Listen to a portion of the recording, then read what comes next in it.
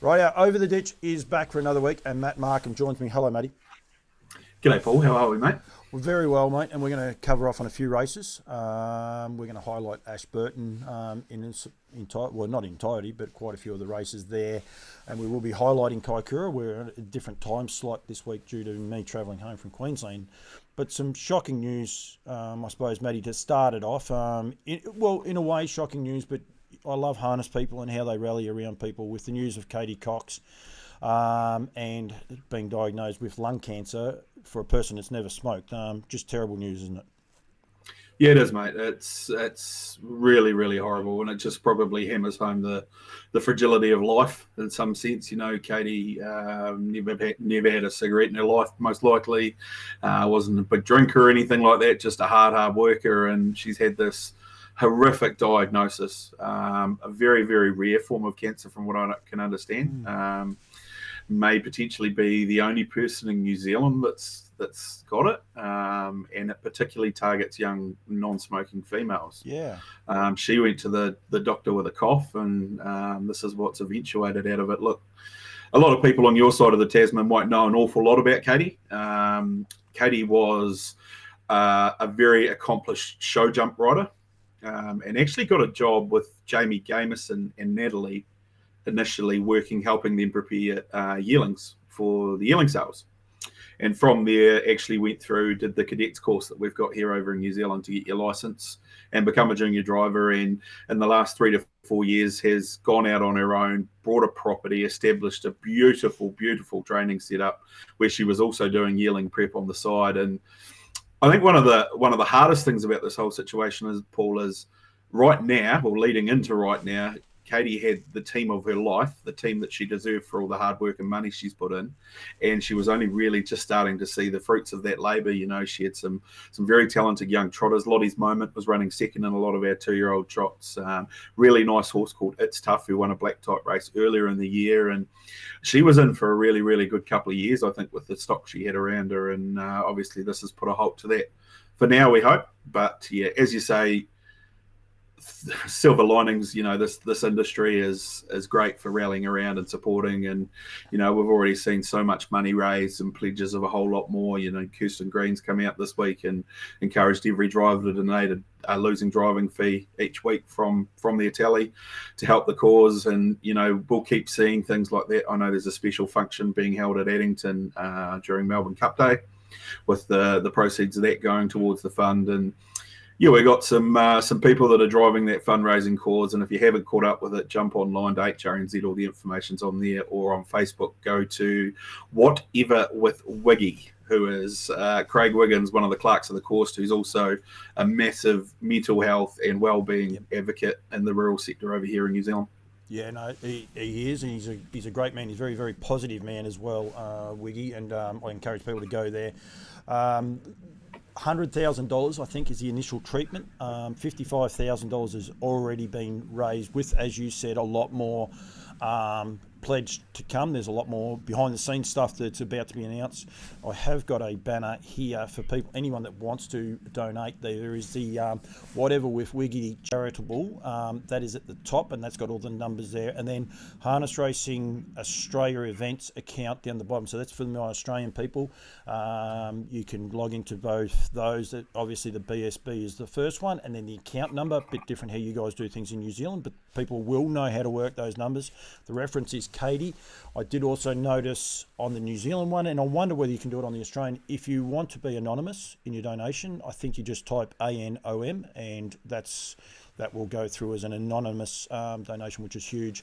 I've got the NZB hat on purpose because I know Canberra's been working behind the scenes. They spoke to Katie. She didn't want to even try to start or potentially have the horses there, so they've been finding people to look after those horses for her. But I think they're also got the wheels in motion for some charitable things to come out, which is, as I said, is not even a part of that $55,000 going forward. So we're an amazing organisation.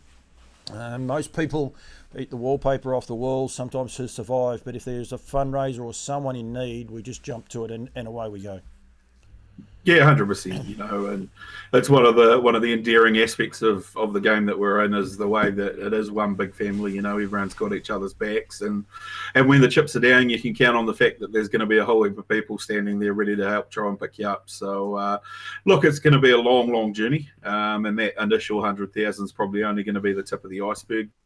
She's not training horses at the moment, so she's not deriving an income, that kind of thing as well. So any little bit is going to go a long way to helping Katie, and hopefully we'll get her back out on the track at some point and see those blue and white colours of hers that we've become so accustomed to seeing winning, especially over the last 6 months, doing the business again. Yeah, absolutely. And I think Ricky May, and you're going to help me with the other person that actually is helping Wiggy there as well. And I know Ricky's been doing some media over here in Australia already this week, making sure people are aware of it. Yeah, Bruce Taylor is the other man. He is a former president of the Ashburton Trotting Club. So 3 mid-Canterbury men from my neck of the woods sort of leading the charge there. Wiggy's also a mid-Canterbury man. So, Ricky May, well, he doesn't need too many introductions.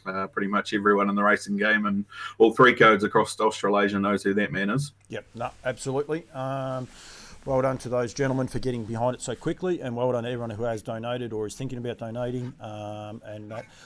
One thing I did notice is that the treatment, albeit expensive, there is positivity around it. One of the articles I read is that the cancer reacts very well to these drugs, the treatment of the cancer reacts very well to these drugs. So that's another very positive thing. And look, at the end of the day, our thoughts are all with Katie. At the end of the day, I think. Yeah, absolutely. And it's a case of anything that can help should be explored. Yep. And as you say, there are some positive signs coming out of this particular course of treatment over in the States. So let's hope that it can translate to New Zealand as well. No, absolutely. Just a quick little bit of other news, and I don't have a banner for this, but Josh Dickey coming back January, I believe, start of the new year. Josh is going to be back. And on the North Island, bolstering both the driving ranks and also Stonewall's operation. Yeah, exciting news. Obviously, Josh being a Kiwi man, I know him and Sammy, Sammy Kilgar, both moving back. Sammy's going to work at Stonewall as well. Just continues this, how do I put it, this development of this Stonewall stud operation over here in New Zealand. And I think in time, maybe not within the next 12 months, but certainly within the next 18 to 24 months, you're going to feel that Stonewall impact in Australia, because I think trekking over the Tasman's going to become more and more of a thing for them. And they're going to start targeting some of these big carnivals that you have over there. But, that gives them a massive string to their bow up in the North Island, having a man of the experience and someone who's enjoyed the success that Josh has. And also picking up a very, very capable horsewoman in Sammy as well to join the staff. So it's certainly exciting times in that Stonewall stud realm at the moment. And they understand the environment of Australia and how it does change. I know they had mixed success, if you like, when they went to Menangle last year. They got a couple of winners. And that there was some talk of going to Melbourne. Josh and Sammy, as you said, based themselves in Melbourne for 4 or 5 years, I reckon now. And they understand the climatic changes that we have. I think that's the biggest thing that we have here that throws a lot of people out. As I said, I'm sitting here with a nana blanket over my legs because it's so cold here today. Yet by the weekend it might be 44 degrees, and it does change so extreme, and it's a very different heat to what you guys are used to. So that will only stand them in good stead, I think.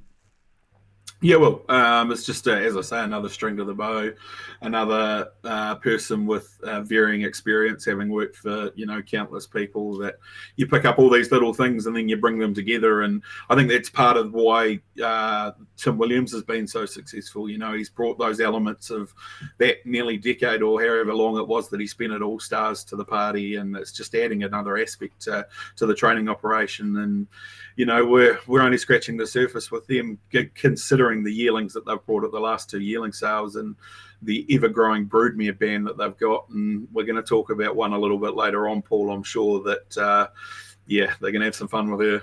And Timmy Williams' drive in the same sense because it was a bottler, but we'll leave. She's going to be about the second last. We'll talk about the rest of the week. I'm going to throw my hand up. I haven't had a chance. I was in Chinchilla and then had a couple of work commitments Monday, Tuesday. Highlights for the rest of the week outside of Ashburton, Matty. Was there anything that sort of jumped out at you? There was meetings at Cambridge, I think, and maybe Winton.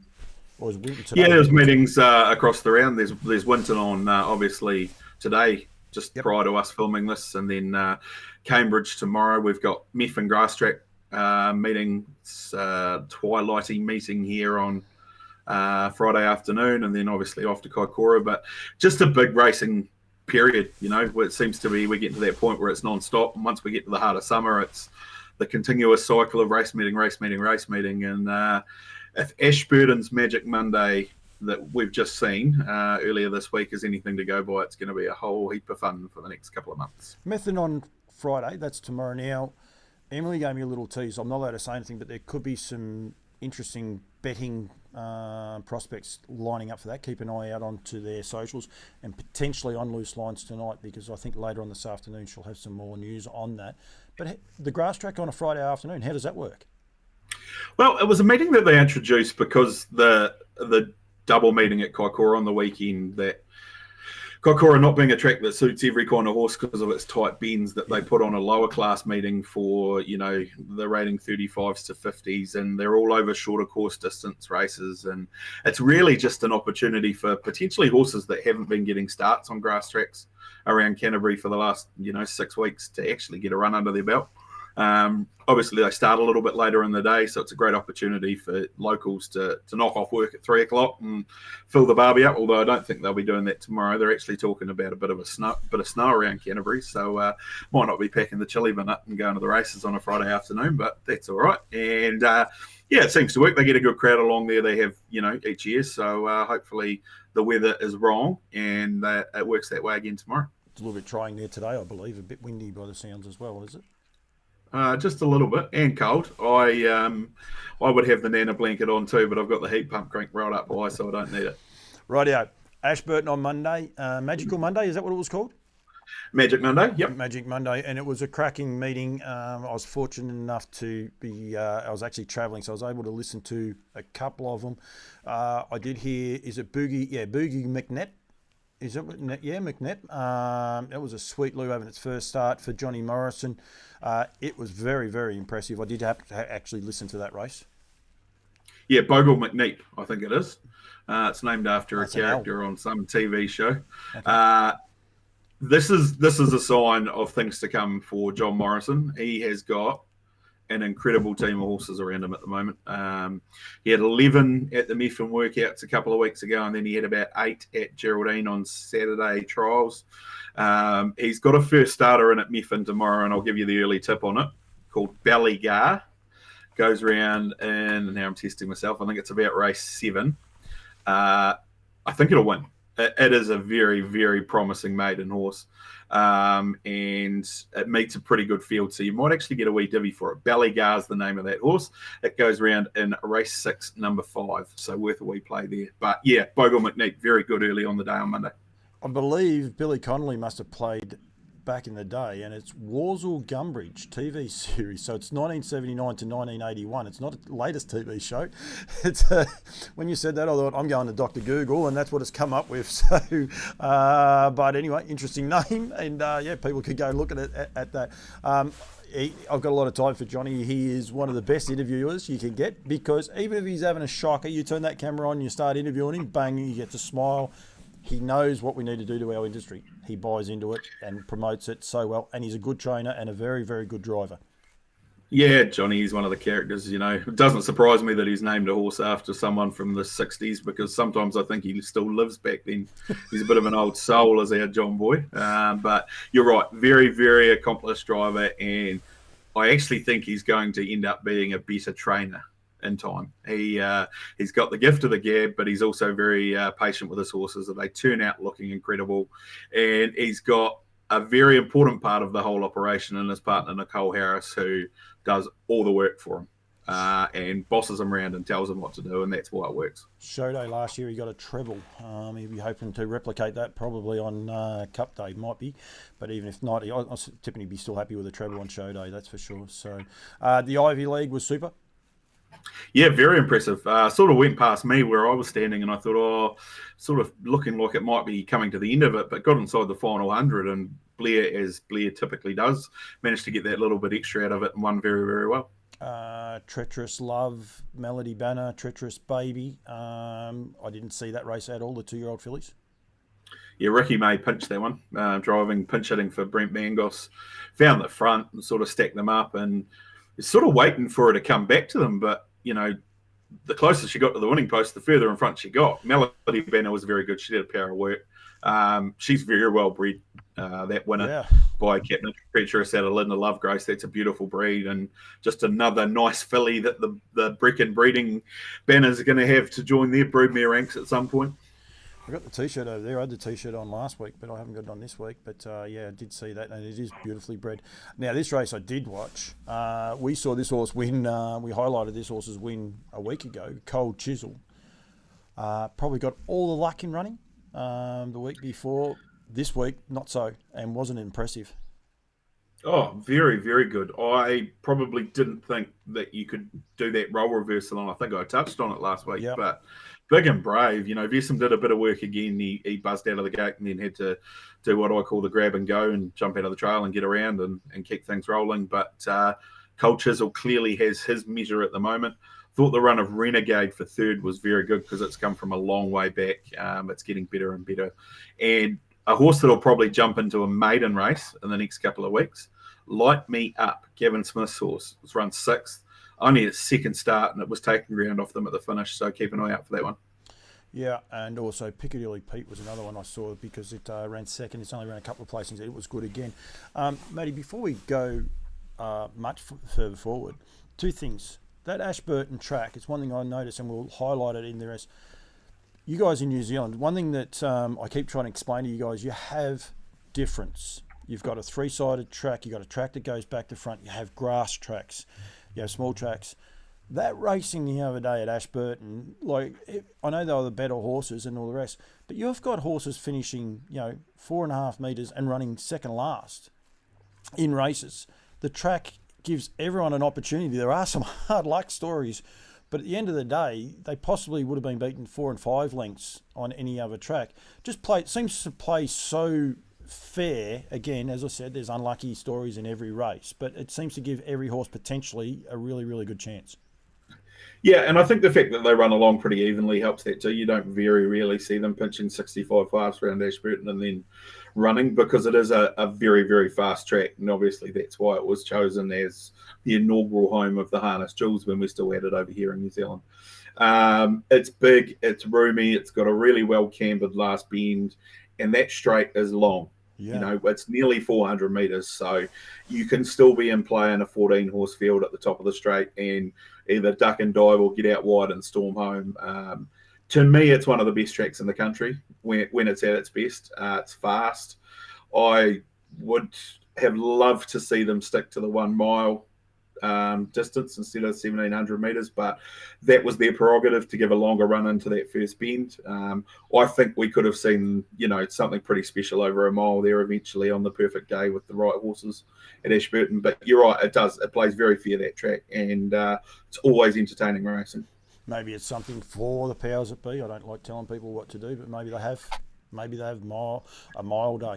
Every race over the mile, the trots, the whole box and dice, and let them light it up and see what they can do around a track like that, because it does, there's a horse that sits 4 deep for the first 1,000. We're going to highlight later on, and runs away from them. It just seems magic, that part of that track. Yeah, it does, and we probably would have seen something really, really special with the Harness Jewels had they not been in June when the weather's colder, the climate's not right for, sub 149 miles or anything stupid like that. But, I think in the hardest summer on a good day, without wind, and as you say, something going crazy in that first half, then anything's possible. Entain's Entertainment Day or something along those lines, and run them all over a mile. There we Dean, if you're watching, there's an idea for you. The other one I wanted to highlight, and it's an interesting one that does happen. the bubbles sort of burst a little bit on Vessem. Now, the horse is going awesome, but he doesn't possibly have that same respect as what he had at the start of this year. Like, I mean, he's only a young horse. People are prepared to chance your arm and cross him out of the gate. He just doesn't quite get it all his own way anymore. The horse is going enormous, but it's just amazing how it's just changed towards the back end of the season for a horse like Vessem. Yeah, it has. And it's an interesting one because so clearly he looked the top dog and that he had this age group at his mercy. But, you know, these other ones are catching up. Maybe he was the really initial 2-year-old of the group that you know, hit the ground running, and these others have developed and are coming on. Look, you still wouldn't write him off. As you say, he's gone massive and he's only gone down, half a neck? And in a pretty quick time, rated 154.8 for the mile over the 1700. So he's still kicking all the goals. He's just not had the win in his last 3 starts, and it won't be long until it happens again, and then he's probably back to being top dog. Yeah, no, he's, as I said, he's flying. It's just interesting that, you know, they're prepared to, because I think it was Sarah O'Reilly chanced her arm off the gate to cross him and did the retake. That wouldn't have happened 4 months ago. They would have said, well, he won't hand up, so we won't go. Yeah, it was Sam Otley with Commander Joe, I think, that lit him up, the stablemate. And the Brenton Tim White stable aren't afraid of having a go. You know, they don't care what colours the horse inside them's wearing. And Sam Otley, as well, is a naturally aggressive driver. So it probably didn't surprise me. But yeah, I mean, Blair did everything he could have done. I think he got off, but Cole Chisel was just a better horse on the day. Absolutely. Artie by the Seaside beat Treacherous Girl, Sweet Diamond. What do we got? Forever Me, Amor Infidia, I'll go with, was beaten 5 metres. This was a cracking race for the 3-year-old fillies, and again lines up for better races towards the back end of the season coming forward for quite a few of these horses. She's been the find of the year for me in this 3-year-old fillies ranked Artie by the Seaside, because I think maybe even 6 months ago, if you'd asked Team Telfer where she sat in the pecking order, potentially she wouldn't have even been in the top 3 of their fillies. Yet she's come back, she's growing, she's strong. She was taking on older horses there for a while, so had to grow up pretty quickly. That was a beast mode run from her on Monday. Now, obviously, the big talking point out of that was Millwood Nike was supposed to be there. She copped a kick Monday morning. Nothing too serious by the sounds of it, but they're still monitoring that situation with her. Treacherous Gal was massive coming from well back in the field to run second. And the other Stonewall ones, Sweet Diamond, I thought she was excellent because she settled back in the field and she's launched going down the back and got into a bit of a duel with Sweet Coco there coming off the back, and she actually surged to the front at the top of the straight like she was going to go on and win it, but stablemate was going that good on her back that it was a bit of a foregone conclusion by the time Tim pulled her out. I thought it was a much better run by Sweet Diamond because I was a bit worried she hadn't come back, and she showed that she's knocking on the door. If it's not next run, it might be the one after, but the flip side of that is there's so many quality 3-year-old fillies that there's no easy races for any of those horses. As there's not now, this is our first of our videos. For pretty much the rest of these videos, there's highlight after highlight going through, and we will stick to them in runner order if you like. We'll start off with the Newman's Tyres Hambletonian Classic for the Trotters. This drone footage sometimes frustrates me, sometimes doesn't. I think there's a couple of races where I reckon it's outstanding. You can see why horses get caught wide. There's just a couple of little things you miss in this one with Switch On missing the start, and then Sunny Sister galloping, and you can't actually see why Sunny Sister galloped, but you can't take anything away from the winner or a couple of the horses behind as well. No, you can't. I like this drone footage post-race. I think there's one issue with this drone footage. Is they are actually too far up in the sky. You can't actually pick up horses' colours there. And then, of course, you switch to this view and you're going, well, where are we? Well, what am I looking at here? Sunny Sister galloping out of the gate, but this was a correction of one of the greatest anomalies in harness racing for me. And I didn't actually realise it until about 2 minutes before the race.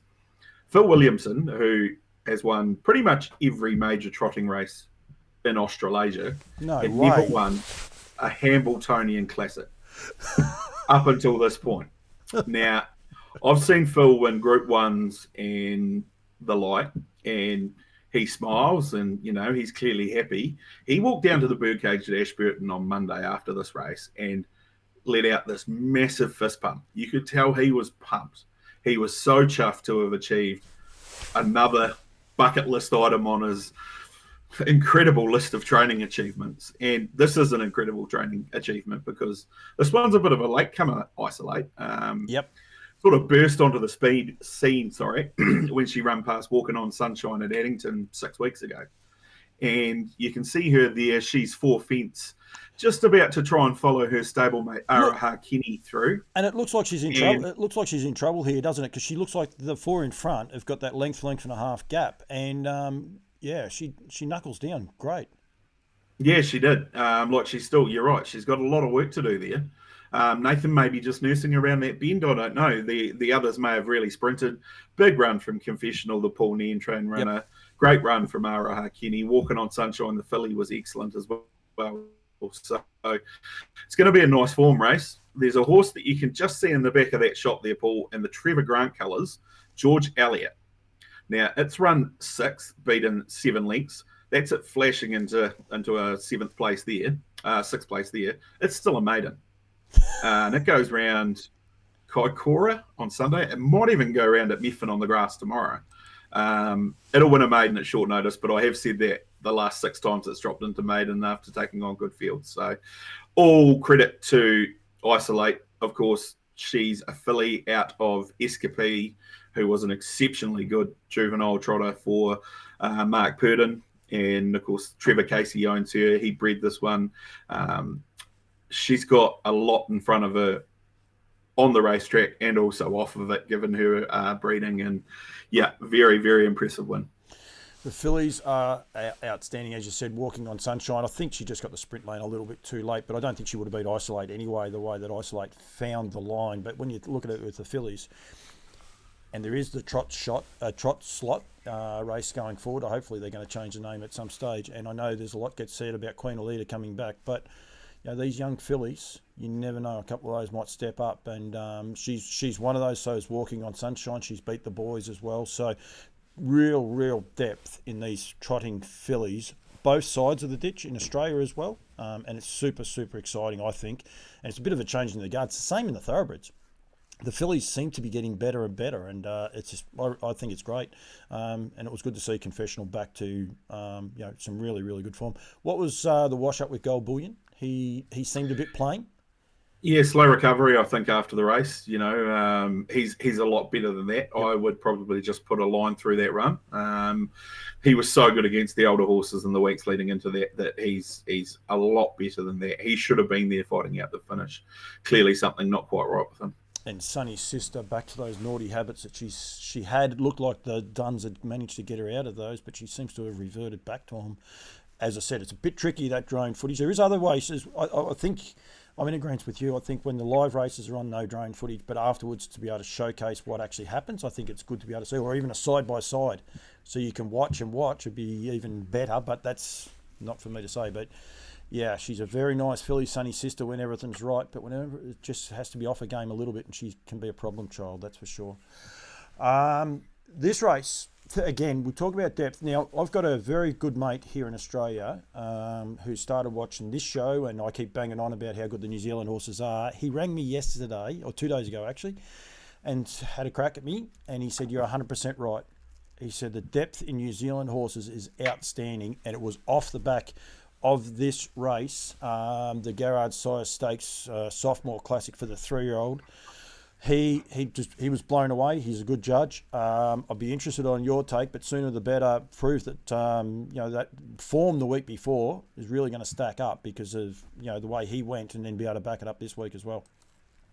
Yeah, you're right, and it does. It just continues this depth because we're still missing 4 or 5 of the better ones from this race. For lack of a better term, I loved, this was one of my favourite parts of Monday's racing, and that was seeing the old firm of Barry Purdon and Tony Hurley winning big races. I grew up as a kid idolising Tony Hurley, fantastic driver, and always nice to see him win races. And this run that Barry and Scott Phelan are having at the moment is exceptional.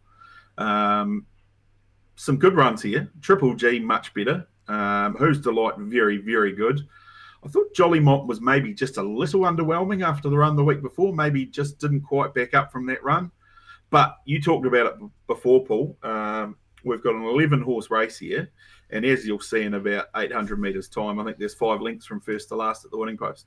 This wasn't the race. This wasn't the race I said. The last horse in this race, Captain Tom for Alistair Black, has run last, beaten 5.7 metres. That is a length and a half. It's less than a length and a half.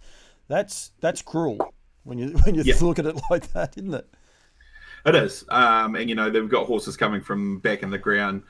Back in the field here. The horse that's last at the moment, and we've talked about Craig Ferguson a bit over the last couple of weeks with the likes of Wagstar and co. When they do swing in, have a look at the ground it makes up. Now, it's run some ridiculously good sectionals and run past some very, very good horses too. That's Coney Island Lou in front of it, who was so good running 5th the week before. Yeah, I mean, there's going to be so many winners coming out of this, Paul. So many winners, particularly when they drop out of their age group into lower grade racing. Absolutely. Your take on Coney Island Lou, for mine, with the derbies and that coming up and better races, they're almost, right, we'll teach you to sit back and see if you can get home. Is that how you took the way they drove him as compared to the week before, very aggressive? Yeah, and I think he's a better horse when he's out and rolling at this stage, and I think that's exactly what they did. The draw kind of dictated that, but you can see Da Vinci getting home here right down the outside. Jollymont might have run out of a little bit of room late, but I don't think it was going to get close to winning it. I think it had its chance. But yeah, as you can see there is very little distance between 1st and 11th in that. Yeah, absolutely. And Corbin Newman, you can see him there on Charlie Brown. The caller did say that he didn't get a lot of luck. He got a bit up the straight, but on the line he was looking for a lot more.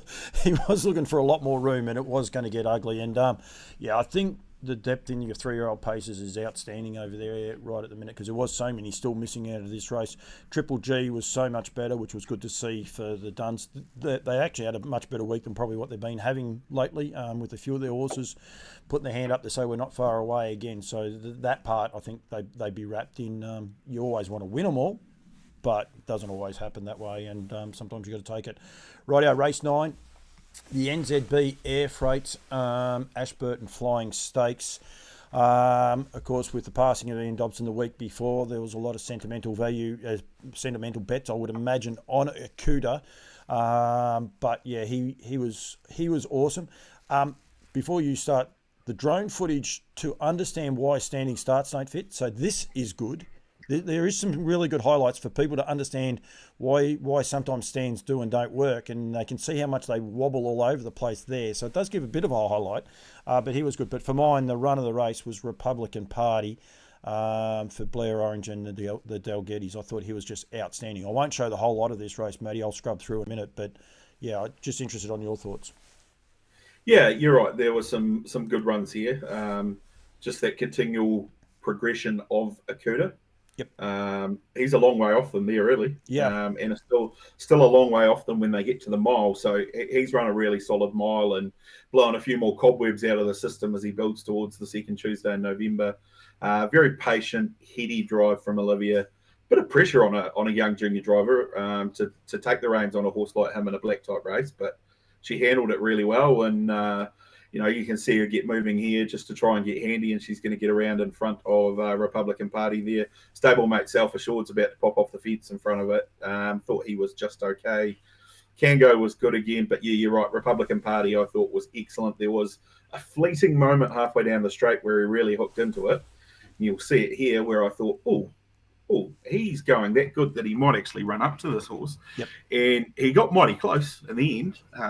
But all credit to the winner, and nice to see on a week where we lost Dobby that, his colours were in the winner's circle and winning big races, and we'll see another one in a minute. But yeah, Republican Party certainly on the right track towards the Cup. Interestingly enough, out of that race, I wouldn't have thought that Kaikoura would have been on the cards for Kaikoura and Self Assured, but they both head there on Monday. So obviously using that as their final serious hit out before the Cup. Some good runs in behind by horses that are looking to fringe their way into the Cup. Got You Covered, I thought was pretty good. He's a Sport, did enough too. So yeah, it's starting to take shape.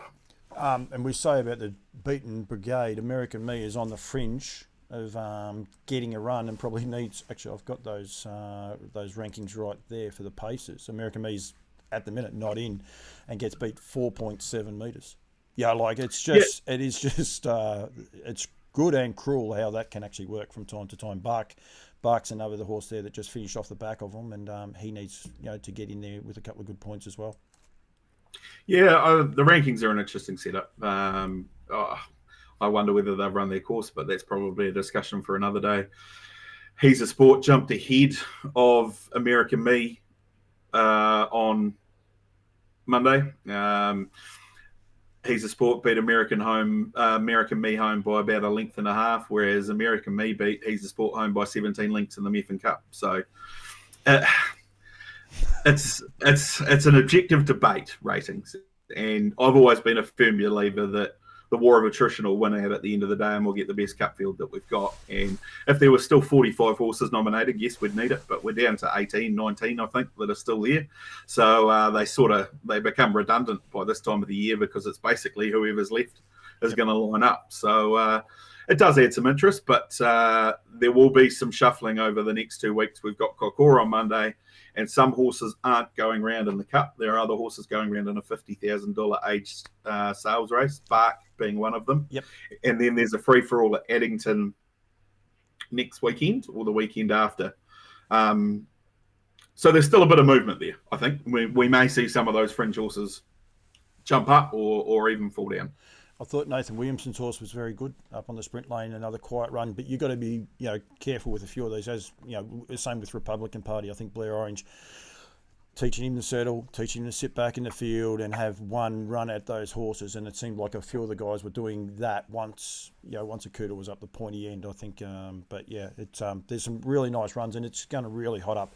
It's interesting because Kaikoura's on this week, and generally you would have you've got an extra week basically now in between, which puts that race at Addington, which normally wouldn't be on, for horses to be able to get in. So it does give horses, we're still effectively, as you and I are recording this, we're 2.5 weeks out from the New Zealand Trotting Cup. So there's still a long, long way to go before that happens. Anything can happen from there.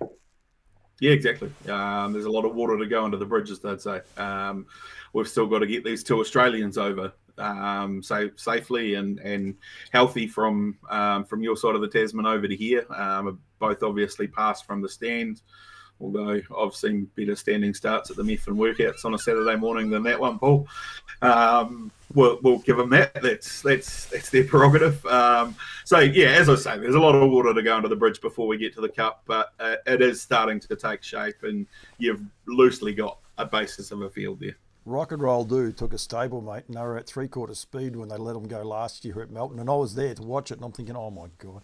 Anyway, interesting Spirit of St. Louis. Luke McCarthy definitely not coming. I was talking to Luke the other night. He was never coming. Jack's driving. Jack's always a driver for him, and so there's a few people out there saying that Luke's coming. Luke may end up there, but he will not be driving him, but he doubts he'll even be there because of their stud business and everything else that they got going. So it was interesting to see that, and Luke said he's never told anyone he's going to drive him. He was never driving him, so he's not sure where that one come from. Can't say I'd even heard it. I just presume that it would be Jack because he's done so much of the driving of him. Of course, Cam Hart back. He's got a bit of unfinished business in New Zealand, I think.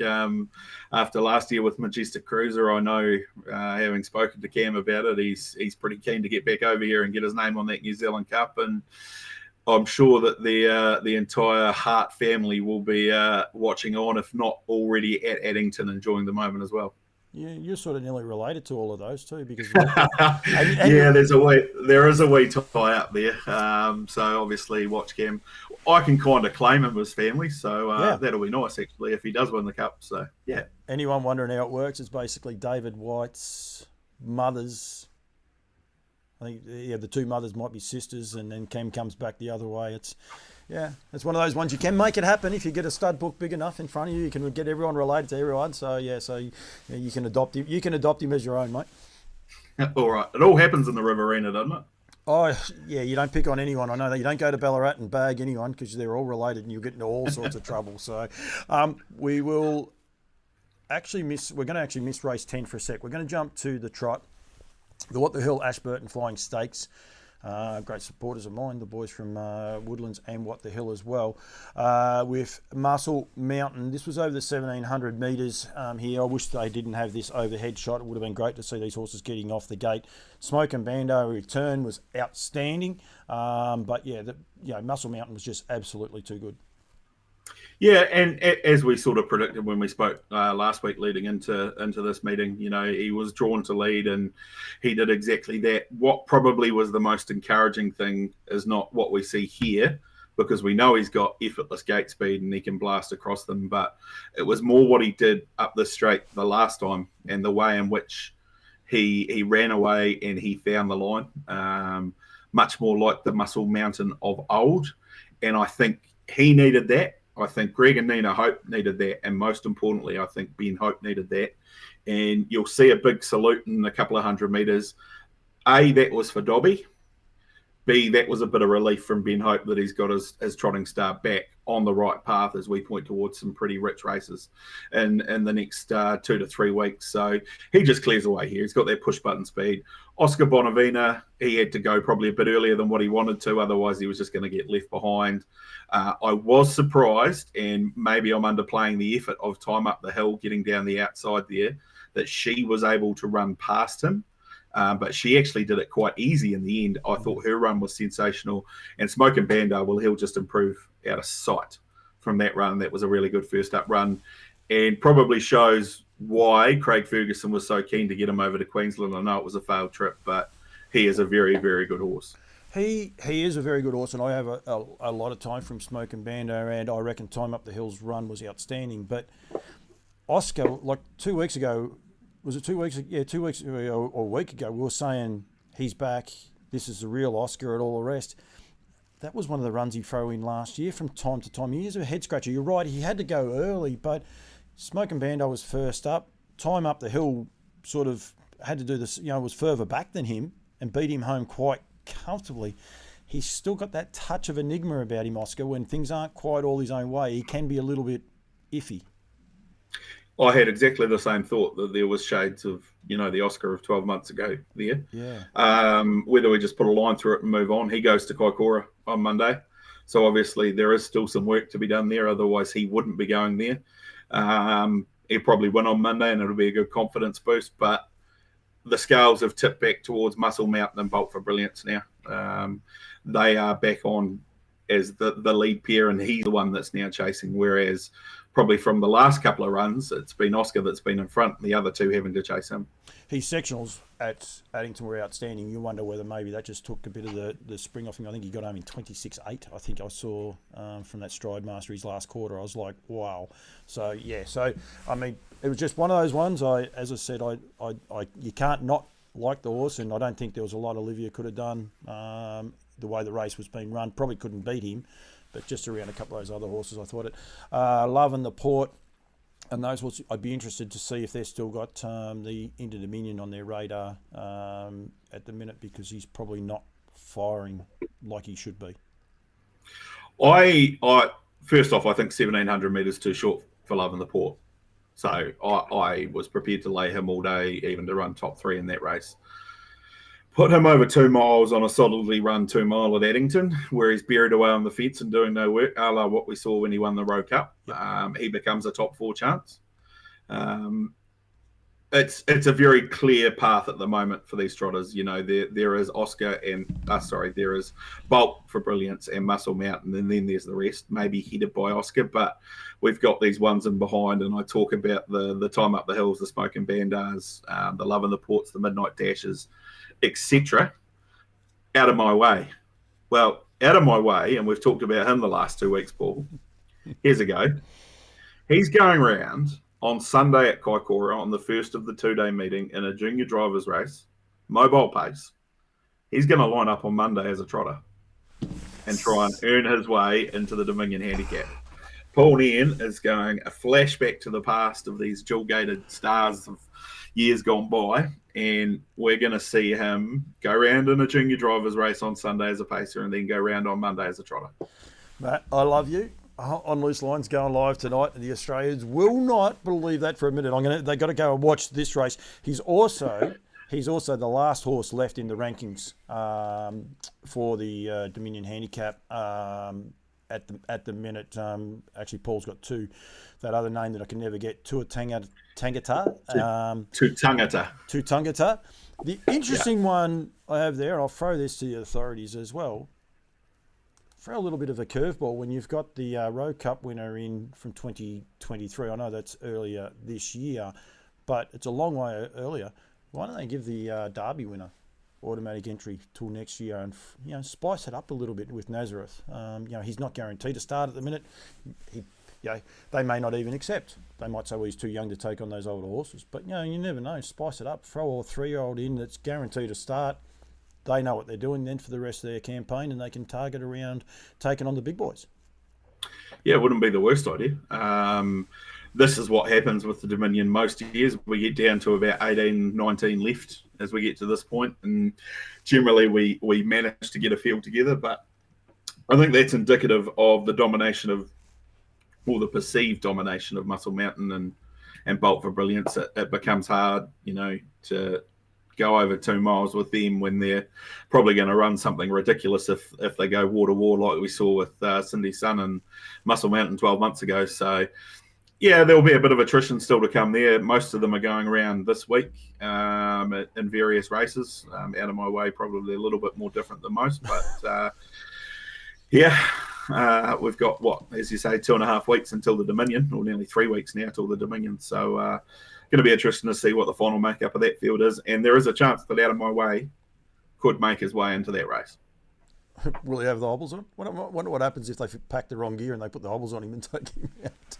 I know Paul wouldn't do that, but I'm being a bit facetious. But it'd be pretty funny. It'd be pretty funny to watch. As we can't do it. I've spoken about this before. We can't do it in Australia because you have to re-qualify each time you change a gate. I actually like this, and because it's working, it's actually even better. But I think it just adds to what the standardbred can do, and I think it's something very, very unique. Right, I was trying to work out, they haven't got the gross time on there for me. I reckon you've got about 2 minutes. I don't reckon you'll be able to finish the whole highlights of this race as I start it. This is not an orange race, anyone wondering. This is a Mid-Canterbury Trotters Owners Ladies Sprint, $25,000 race. But, Matty, this race had everything in it, including a 152.6 mile rate. Yeah, a little bit of something for everyone here. This is the one where the drone footage is outstanding because it is just on here, and you can see it's just on. Yeah. Now, there's a couple of girls from Mid-Canterbury pressing forward from 8 and 9 here that are going to change the whole complexity of this race. Kim Butt's pushing forward, one in from the outside with Better's Tart. Sarah O'Reilly's to her outside with Sweet Belle. They are going to pile the pressure. Just behind Sweet Belle is the best mare in the country. Her name is Artie's Express. She is 4 wide there. Tim Williams thinking about going back in. Blair Orange punches up. Can't get into that spot. Oh, well, we'll let her slide.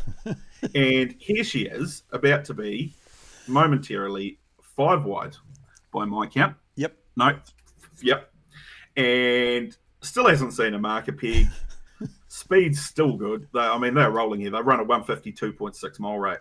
And that's her now coming up 3 wide, where Tim says, I've had enough of this. I need a marker peg. I'll let her slide, and she finds the top. That drone footage is out of this world. That part there shows what was going on in that race, I reckon. And I think probably the thing to think about too is, yes, she is clearly better than majority of this field, but that is so hard on cambered bends for horses to work. She's covering so much more ground than anything else in the race. And then Tim runs the reins over her bum here at the quarter.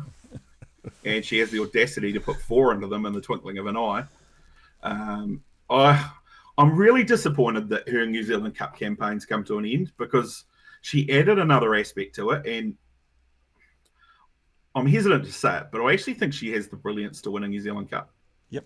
Particularly if she did no work. She's such a high speed mare, and she's got such an effortless way of going. But, she's 4-5 wide. She's got no right to be doing this. I don't care about the quality of the horse. Life's a Beach running second is multiple times group race placed, including a harness jewels. So she's not beating slugs. She's beating some pretty nice mares, but she's done it on her ear. Where they go to next, I guess the Junior Free-for-All on Cup Day is their best option. They can't go in the traditional Southern Mares Classic because it's been changed this year to an up to rating 85 race. So she's actually ineligible for it, the race that her stablemate Darling Me won last year on show day, and that was a cracking race, a bit like that one. Yep. So I guess the Junior Free-for-All is their only option now. And then, of course, you point towards races like the Queen of Hearts and potentially, Paul, a trip over to you guys. Yep. To tackle, some of those big mares races early on in the new year. Yeah, and hopefully she's still going. I think it's what is it? February, March. So she should be still going by there. So I think from memory, it's the last weekend in February is the Ladyship Mile, which off that is just outstanding to watch. It's interesting when you read about Josh Dickey and Steve Telfer saying he suits our aggressive type of driving, and they're like Stonewall, like their horses driven. I think that's what went through Timmy's mind. He's like, the easier options here, and you can just see where he just grabs the reins for 2 seconds, and then he's like, nah, who am I kidding? I'll just drive her like she's the best, and away she went. And it was just breathtaking. It's as I said, it wasn't an orange race. There were so many highlights on the day, but that was just something very special, especially the times, 52.6, 55.7 and 27.2. Now, New Zealand's tracks and times are improving, but they're like, if that was in Australia, people would be jumping out of the trees. You guys traditionally are 2 or 3 seconds slower. That's not a blight on anything other than the way everything's set up over here. I think that just was outstanding. And you see the 27.2 last quarter, unextended. It's just ridiculous. So, yeah. Yeah, and incredibly, she is still a second and a half outside the New Zealand record held by Darling Me, who went 157.8 at Ashburton in the same race in 2021. Yep, very good. Yeah, but then you're talking a superstar, and that's probably this man. But you this put man her, might be in the you same put boat. her around, you put her around on the markers around Menangle. What's she capable of running there? Yeah, that's right. That's what I'm saying. Well, 52.6. She's gonna hit a low 50 on that track alone. Yeah. Benny go in the middle of January. What do we have? I forgot the name. Aldebaran Park Murray Mile. They'll go about a 55 on that track, and everyone goes, how do they do it? Because when it's summer, there's no breeze here inland, and you take a mare like her there, she could light that track up as well. She could give Ride High's track record a chance, I reckon, the way that race was run and won with that arrogance. Put her off the front, let her stride. Scary. Very, very scary. Rightio, very quickly. Well, not very quickly. I don't care. This show, we don't have timelines. We don't worry, and we don't have any pieces of paper in front of me either, Matty. We decided on all of this. I thought, well, bugger it. We are just going to. That's the wrong banner. I'm trying to find this other one. Just trying to find the fields. Where is it gone? It's here. I know it's here. There it is. There. The fields for. This is actually for. Kaikoura on Sunday. Just a couple of the highlights. Now, hang on a second. This is Sunday, is it? I've got to go back now. Now you throw me into a... You got to go to Monday. I've got to go to Monday. No, you're on the right ones. Is that Monday? You're on the right ones. You were on the right ones. Yeah. Oh, no, that's Sunday. Sorry, yeah, that's what I wanted. I wanted Sunday. So where's this junior drivers race? What race is the junior drivers race, firstly? Yeah, race 5. Yeah, race 5. Race 5 there. Number 6. Out of my way, Riley Harrison. Well, Riley, you've got to sort of win that. No pressure. You've got to win that for the first leg of what's going to be a very, very unique double. Yeah, correct.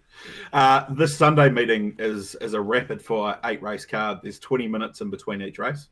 Oh, great. So how good's that? They used to run a concept called the Fast 10. Yep. So 10 races, 10 horses in each race. All the drivers wear different coloured driver caps, comparative to the number that their horse is. So basically, it's a great way to kickstart the big Kaikoura weekend. You can pop out there for a couple of hours and take in a whole card of racing, and it'll be just wall to wall, bang, bang, bang, bang, bang. So blinking, you miss it. But yeah, out of my way, drawn the outside of the front line at Kaikoura in a junior drivers race. That concerns me a little bit. Oh, well, let's just, no pressure, Riley. If you're watching, just get the job done for us, and it'll be fun. I mean that in all jest. I just think it's the opportunity of something very, very unique. Rightio. This is the Monday meeting that I've got here in front. Any highlights from here early on? Early on, there's a nice trotting race, race 5, where we see a North Island raider, and that's what we do from the John Dickey stables. Zach Butcher in the bike, pretty talented. It's a race that's got some permutations towards the Dominion, given the fact that Two Tangata is in there. Yep. With a Group 3 trotting race later on in the day, his result won't impact a whole lot when it comes to the ratings, as it would had he lined up in the South Bay Trotters Cup. So there's a wee bit of interest there. Race 6 on the card's a good field. You've got some informed horses there. Harrison Helium comes out of that 3-year-old race at Ashburton, the sooner the better one. Celtic Spirit was so good first up. You've got Carlo a Flyby, who at one point was the leading filly from the Stonewall Stud team. Perhaps now behind Artie by the Seaside, and Watermelon Sugar, who of course is another very handy 3-year-old. And then they go bang, bang, bang to end the day with 3 black type races, starting with the South Bay Trotters Cup, which is a good horses race. You look back through the Roll of Honour, and I'll read you out a couple of the winners in the last 10 years. Sunday Sun in 22, Muscle Mountain in 2021. We've had Stent, I Can Do's It won it 3 times, Stig won it. It is a good horses race. And a good horse is going to win it again this year. Perhaps not one of the best trotters, but a very, very good field where Oscar, even off 15 metres, probably should win it. Bolt for Brilliance took on Sunday Sun last year around there, did he not? He did. Yeah. He did. It was a cracking race. It was. And it always is, yeah, because those trotters at full speed around that last bend at Kaikoura, that's a bit of an ask for them because it's pretty tight. So, yeah, and I think we'll see another interesting race here. This one obviously has got the most input into what's potentially going to be the final rankings for the Dominion. Horses like Harold Smith, Out of My Way, obviously, Eurocash, etc., that need to, sort of put their front hoof up and ask to be counted. No, absolutely. And Oscar, as you said, it's drawn terrible. But I suppose tempo and things like that will decide what happens there. The Kaikoura Cup is at 2:03 Australian time or 4:03 your time. You've got to watch this race, irrelevant of the horses in it, although this is a good field anyway, but it's just such a spectacle. Fortunate enough, as I said, last year I was there. Just unbelievable to be able to watch a crowd each side of the track, probably 10 deep up the home straight, but there's people over the back straight watching them as well. It's an incredibly unique race, and they just pile out to watch this race, don't they? They do, and obviously one of the iconic racecourses in the Southern Hemisphere with, the ocean down the back straight. It actually looks like the horses are running on the beach. The ocean is that close on the television shots. This is a good field, and there's a few questions to be answered out of this one, Paul. Old Town Road, obviously. He's had one start on his path to a New Zealand Cup. He comes down, he takes on Akuta, he takes on Self Assured. We need to see a little bit more from Krug. He's been very good in 2 starts. Are they ready to light him up? Kango, who of course won the race last year, very, very good in both his runs in the South Island.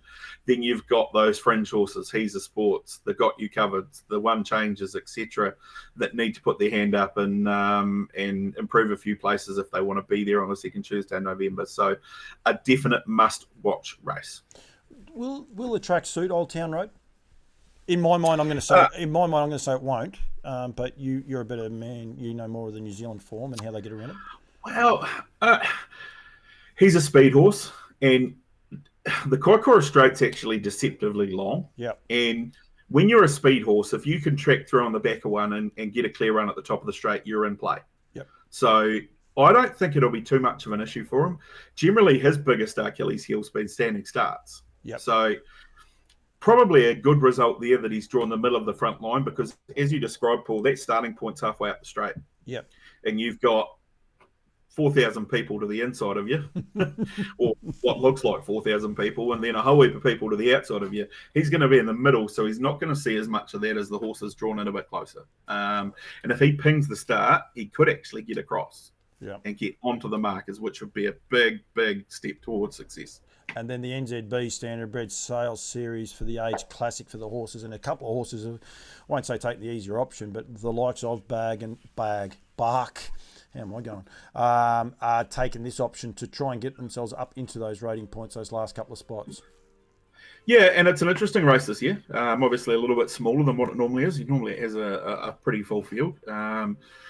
Bark there, the Duns have actually got an incredible record in this race. They've won it with some very good horses over the years, Heisenberg, Henry Hubert, etc.